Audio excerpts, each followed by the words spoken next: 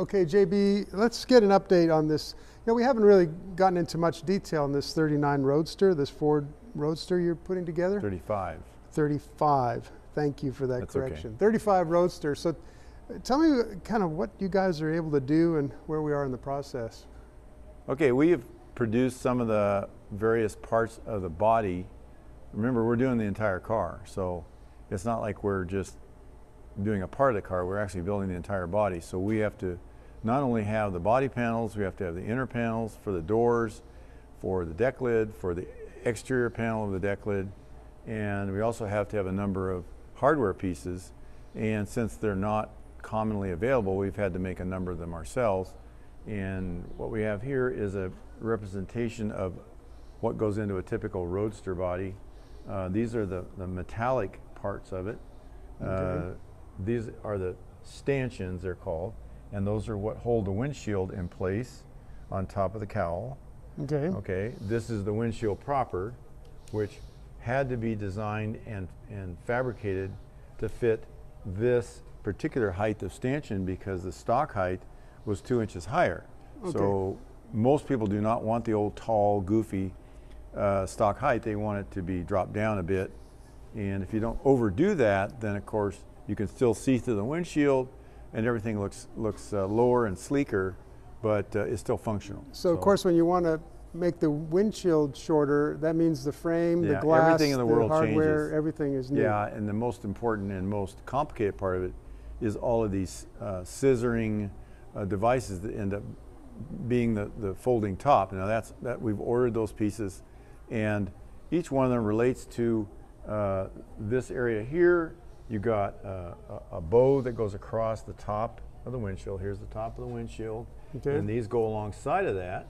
Okay. Right. And then these tie into the top of the windshield. So and then they have to fold back and collapse into the area that's immediately behind the passenger seat, which is this well area, it's called. Okay. Now the top collapses into there, and unlike some cars, actually looks kind of cool. Right. Doesn't sit up on top and look goofy. Okay. So Ford thought that through, and so now the top folds up and it just kind of disappears into this well area, and that can be put into service for storage or hauling different kinds of things when the top is up. Right. And has a little bit of storage left over when the top is down. That's really cool. But okay. going back to the top pieces, this is the assembly that is required to provide a folding deck lid. Okay, so you got a deck lid to consider as well. Okay. Now we have a steel framework on the inside of the body, and that mates to these panels here. This allows the hinge to be connected to this, but it also allows it to pivot downward and go through in that fashion. Oh, okay, so right. now you've got complete rotation, but these hold it in place. These pieces of stainless are welded to a crossbar, Okay. which is nothing more than a piece of tubing. And that, once we locate all of that, we locate the deck lid. This is one of the trickiest and most important part of the entire construction. And that's locating the deck lid such that it's exactly in the middle of the opening and it's exactly the same height as the car. Very Right. difficult, a lot of relationships going on there. So the only way to do that we found was to build a bottom panel and a top panel. And we connect the bottom panel and the hinges to the frame of the car, and then we let the top panel drift. And then we mock it up on the car, and when we're satisfied that the top panel agrees with the back of the car perfectly, then we bond it. And only most people build the deck lid and put it on and can't figure out why it doesn't All fit. kinds of problems. Well, exactly, because any kind of nuance is going to throw it off. It's a curved object trying to meet to another curved object. Well, there's all these three-dimensional pieces. Yeah, it's very complicated, and then you've got this rotation of the deck lid coming down. So if all it isn't perfect, then the deck lid sometimes doesn't even close, Right. and when it does, it looks weird. Yeah. Now in a factory setting, they had all these jigs and things to hold an exact registration, and even then, frankly, some of the Ford stuff wasn't exactly how you say perfect, and of course, the cars are going by and they're just throwing the deck lids on, and they left it to the customers to make it fit later if they even cared. Some of the fenders didn't on the front fenders especially, didn't fit the car particularly well. And the old joke is, on a brand new Ford, you could usually throw a cat through a hole underneath the hood. Oh my God. Between the body and the hood, because it had these giant gaps on one side and nothing on the other. Oh, wow. It was just an accepted principle that fit up wasn't particularly important. You know, it's a car, just get in and drive it. And quit It got you where you want to go. Got you where you want to go, and Fords did a good job of that. But they weren't particularly well put together.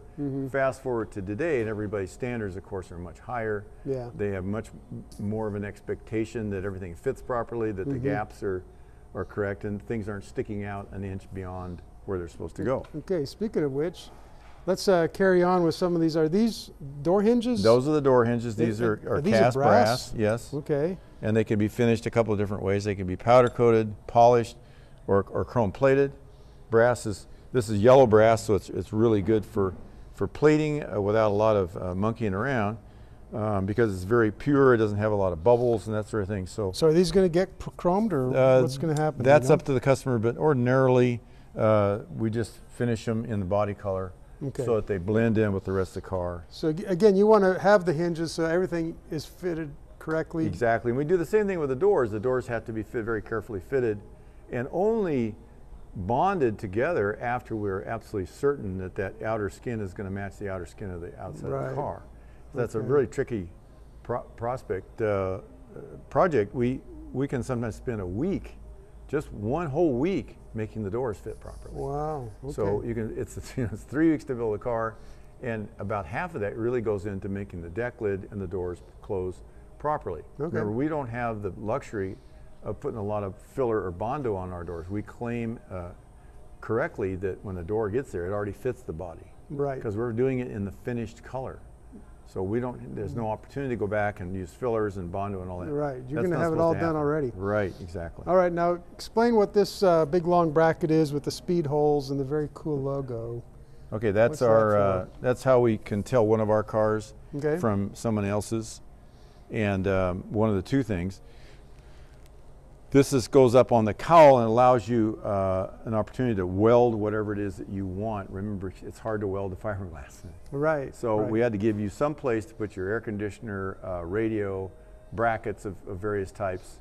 And so this goes up behind the dashboard? Goes right behind the firewall. Okay. And allows you a place to weld that doesn't affect the firewall, and is really invisible when the car is built. Okay.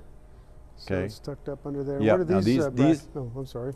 These brackets here are for the purpose of reinforcing the cowl, because that windshield stanchion is up in the wind and it's subject to buffeting and 60, 70 mile an hour wind. So we need something in the cowl to reinforce it, to give it some strength, because you're sending that load down into the car via the windshield. Okay. And so there needs to be something right below this, the stanchion here. Okay, really the relationship is probably about like what you see right here, like that. So you have that strength imparted down into the cowl, and then it meets up with this guy, and then we have side panels that go on the right before the door openings to give us another place to triangulate the entire thing. So there's plenty of engineering to strengthen it. Yeah, because it's a Roadster, and Roadsters have a nasty habit of flexing, and the doors come open, and some earlier cars we had some interesting experiences. You know, I'm still here, so I didn't get thrown completely out of the car, but you get a real idea when you actually had to build them and drive them and test them, and you find out that you're not nearly as smart as you thought you were. But you got to fix those things before you send it out into the world. Yeah, interesting. And that's what we've done. Huh. Okay. All right. Well, this is coming along. Again, building a whole car, there's a lot more to it than a few fiberglass forms. Yeah, it really is. It really is.